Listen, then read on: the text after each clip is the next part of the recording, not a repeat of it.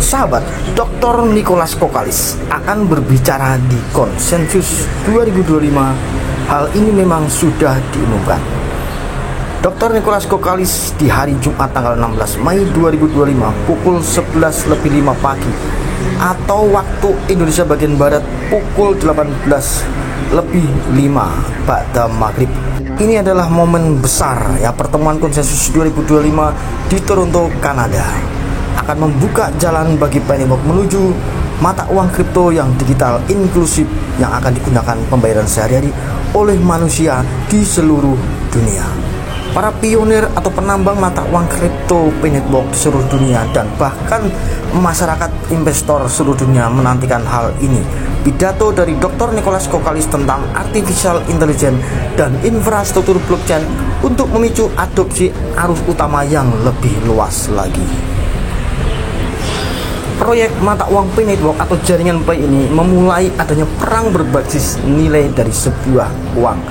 Artinya revolusi mata uang yang berakar pada daya beli real di masyarakat. Peluang nilai global konsensus sebesar 314.159 terbuka untuk semua manusia di dunia tanpa terkecuali. Namun hanya untuk mereka yang berkontribusi. Runtuhnya mata uang kripto berbasis bursa dan bangkitnya ekonomi aset yang didukung global consensus value. Sahabat, mata uang fiat kripto tradisional dan mata uang kripto yang terdaftar di bursa memperoleh nilainya dari kebijakan pemerintah yang terpusat atau sentimen investor yang spekulatif harga. Pennybox sepenuhnya melepaskan diri dari model yang semacam ini, tidak perlu ICO dan tidak perlu sertik. Koin Pi tidak dikeluarkan begitu saja. Koin tersebut diperoleh berdasarkan kontribusi dari para komunitas atau anggota pionir tersebut, dan penambangannya saja tidak cukup untuk membuka utilitasnya. Oke sahabatku, agar dianggap valid dan dapat digunakan dalam jaringan, Pi harus melewati beberapa tahapan. Yang pertama, pendaftaran dan penambangan. Semua ini dimulai dari kontribusi para pionir atau penambang itu sendiri. Yang kedua, adanya KYC atau Know Your Customer. Ini adalah bukti keberadaan manusia yang nyata, satu orang satu akun, untuk keadilan. Yang ketiga yaitu migrasi ke mainnet. Ini adalah validasi akhir sebuah koin utilitas yang diperoleh asli dari penambangan para pionir itu sendiri. Oke sahabat, saat itulah Pi menjadi mata uang beredar yang sah dengan nilai konsensus global sebesar 314.159 US dollar, membuatnya berbeda secara mendasar dari aset kripto spekulatif. GCV bukan nilai tukar, melainkan unit standar daya beli yang real. Nilai ini bukan sekedar hanya sebagai nilai saja, melainkan metrik konsensus komunitas yang mengikat nilai Pi pada barang dan jasa di dunia nyata. Sahabat, ini mirip dengan standar emas pasca fiat. Daya beli Pi diperoleh dari kegunaannya dalam perekonomian real. Oke, kita ambil contoh. Misalkan 1 Pi digunakan untuk membeli kendaraan mewah, properti, perumahan, pendidikan, bahkan untuk pembayaran alat-alat kesehatan dan sebagainya. Nah, transaksi ini terjadi sepenuhnya dalam ekosistem Pi, terlepas dari mata uang fiat. Jadi nilai dikaitkan dengan kontribusi yang real dan penggunaan yang real, bukan kepemilikan yang spekulatif. Dengan demikian sahabatku, global consensus value merupakan suatu pengukuran daya beli yang hidup dan dinamis, bukan hanya sekedar sebagai label harga. Kenapa mata uang kripto yang berbasis bursa akan runtuh? Ini hanya sebagai analisa saja.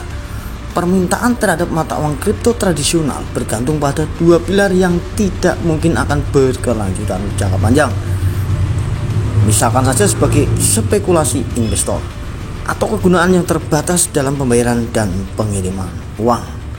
Setelah Pennybox menunjukkan utilitas berbasis GCV dan aplikasi dunia nyata, kasus penggunaan mata uang kripto lainnya menyusut secara dramatis permintaannya, dan dengan demikian nilainya akan seiring waktu semakin anjlok. Ambil saja Bitcoin. Jika Pi ini semakin sukses, tentunya investor Bitcoin akan berpindah ke teknologi yang baru. Dan ketika Pi berbasis GCV menjadi alat untuk transaksi ekonomi yang real, Ekosistem kemungkinan akan melihat perilaku seperti halnya kontribusi war atau pengguna bersaing untuk menambang, dan kontribusi lebih banyak dengan imbalan P yang dapat digunakan. Kemudian kontribusi FOMO, pengguna yang menunda QC atau migrasi yang panik dan terburu-buru ingin bergabung. Kemudian likuiditas berbasis jaringan, sehingga sirkulasi P tidak didorong oleh inflasi tetapi oleh kontribusi baru. Pergeseran ini memungkinkan ekonomi sirkular yang sepenuhnya terdesentralisasi, di mana penciptaan nilai terikat pada masukan manusia dan bukan kontrol terpusat atau kelangkaan buatan. Oke, setelah konsensus 2025, ketika P mendapatkan daya tarik di dunia nyata, pengguna akan mulai memperlakukannya bukan sebagai token spekulatif, tetapi sebagai alat untuk akuisisi aset dan pembangkit kekayaan. Contoh kita ambil saja, sahabatku, ini strategi yang cerdas. Gunakan Pi untuk membeli real estate, mendapatkan apresiasi jangka panjang. Gunakan Pi untuk berinvestasi dalam pendidikan, untuk alat-alat kesehatan, atau membuka langkah produksi masa depan. Jadi kita ambil kesimpulannya, sahabatku, jaringan Pi bukan hanya sekedar mata uang kripto. Ini adalah upaya untuk mendefinisikan ulang ekonomi partisipasi manusia. GCP bukan hanya sekedar angka, sahabatku, merupakan simbol keadilan, transparansi, manfaat di dunia nyata. Dalam paradigma yang baru ini, pasar tidak lagi memberi penghargaan kepada mereka yang berspekulasi seperti halnya Bitcoin, Ethereum, melainkan kepada mereka yang berkontribusi, membuktikan, dan berpartisipasi. Oke, sahabatku, jadi meskipun total GCP menurut teori P melebihi PDB dunia, hal ini tidak berarti sistem tersebut tidak berkelanjutan, karena GCP hanya berlaku untuk koin yang terverifikasi, dapat digunakan, dan liquid. P bukanlah koin konvensional, melainkan sistem berbasis kontribusi dan kepercayaan. Nilai kepercayaan sangatlah tinggi untuk menciptakan sebuah nilai dari Pi. Ingat, sahabatku, dari video Cheng Dufan pernah mengatakan, nilai Pi dibentuk dari ekosistem dan utilitas yang nyata, dari kontribusi dan kepercayaan para komunitasnya itu sendiri. Tidak seperti token spekulatif yang bergantung pada permintaan pasar terbuka. Utilitas dan nilai Pi bergantung pada satu, kontribusi terhadap jaringan. Yang kedua, bukti verifikasi manusia. Kemudian utilitas berbasis ekosistem dan migrasi yang terkontrol dan diaudit.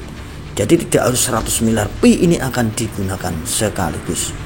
Ini bukanlah sebuah token yang Anda beli untuk disimpan dan dibuang, tetapi sebuah unit kepercayaan dan partisipasi, di mana kerja nyata sama dengan nilai real. Total cadangan tidak berarti apa-apa tanpa ekstraksi yang terkendali.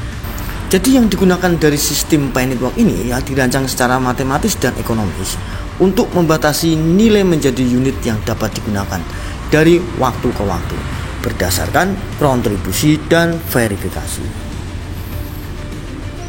GCP adalah bukan sekedar label harga. Ini adalah fondasi standar ekonomi baru.